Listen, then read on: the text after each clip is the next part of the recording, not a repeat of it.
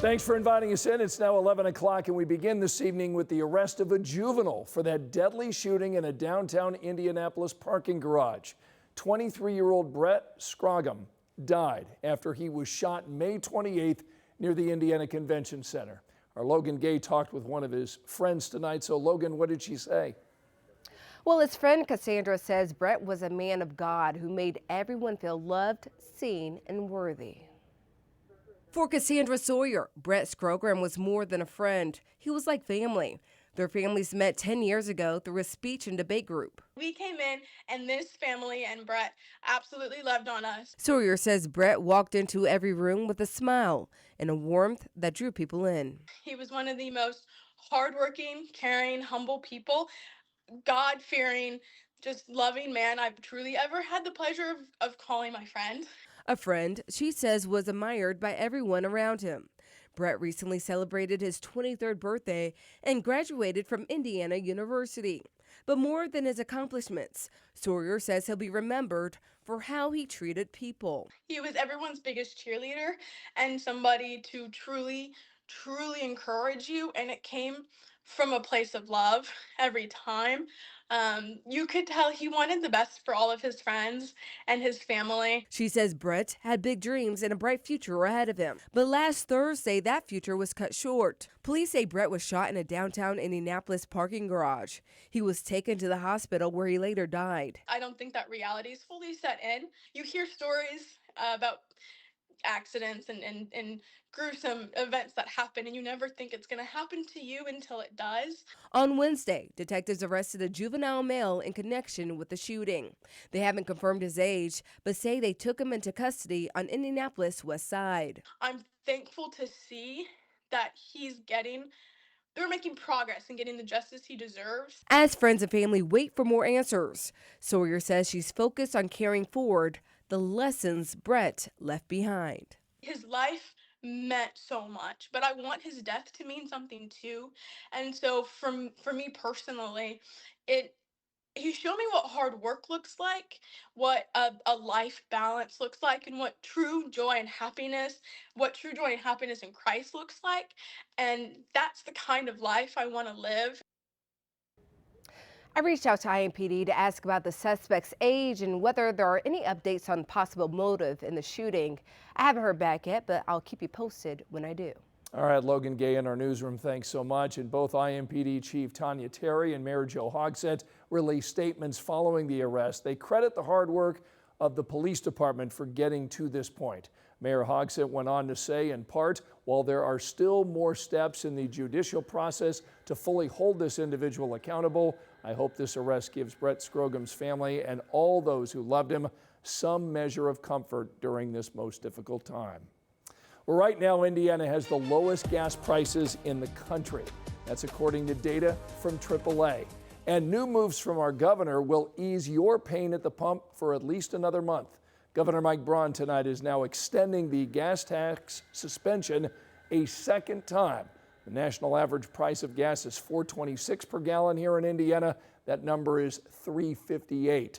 So suspending the gas tax and the excise tax is certainly helping Hoosiers fill their tanks, but it's also coming at a cost to state road funding. Combined, those taxes generate about $90 million a month for INDOT projects. Governor Braun says the agency will have to reach into its reserves, but the governor also said while he's pausing these taxes, he's not pausing the work. Long-term road funding is an issue the legislature is going to have to take up, and all Hoosiers are going to have that discussion. This latest suspension lasts until July 7th. The governor can extend it one more time before he would have to involve state lawmakers. Angela? It's got a beautiful view from Hamilton County. This is our camera in Carmel this evening. Temperatures right now in the 60s and 50s for the most part. We're holding on to 71 in Indianapolis, but down to 65 in Lafayette, 62 degrees in Crawfordsville, 61 Bloomington, and 59 degrees in Columbus. Most areas will be in the 50s early tomorrow morning, so another mild start and nothing to slow you down for that Thursday morning drive. We'll end tomorrow afternoon a few degrees warmer than today in the low to mid-80s. All right, Angela, thanks. Tonight at 11, a school secretary is now under arrest, accused of stealing more than $50,000 from a school in Columbus. And police tonight confirmed this investigation began last December. They tell us a director for the school corporation told an officer that 56-year-old Lily Madonna Parker was taking money from Southside Elementary's extracurricular account. They also said that Parker is now charged with 4 felonies: theft, fraud, counterfeiting, and official misconduct. Tonight, a fresh coat of paint covers the damage left behind by a vandal in Hamilton County. The Cicero Parks Department posted these pictures today of volunteers helping restore the town's baseball and softball complex. Police are telling us that someone spray painted several things with red and blue paint. Police shared video of the person that they believe may have been involved. If you have any information that can help investigators, please call police in Cicero. We've got that information posted right now on WTHR.com. Tonight, 2 zookeepers are recovering after a wolf attack at Washington Park Zoo in northern Indiana. Police in Michigan City tell us that both people are stable. All of this happened yesterday. Now, according to the fire investigators, crews found a woman outside the wolf enclosure with severe injuries from 4 bite wounds. A second person was found inside the enclosure with a bite wound to the forearm. Police tonight are telling us the attacks happened a day after a wolf died of natural causes. Now to testing the water on the northwest side of Indianapolis. Right now, Citizens Energy crews are working to replace some old pipes.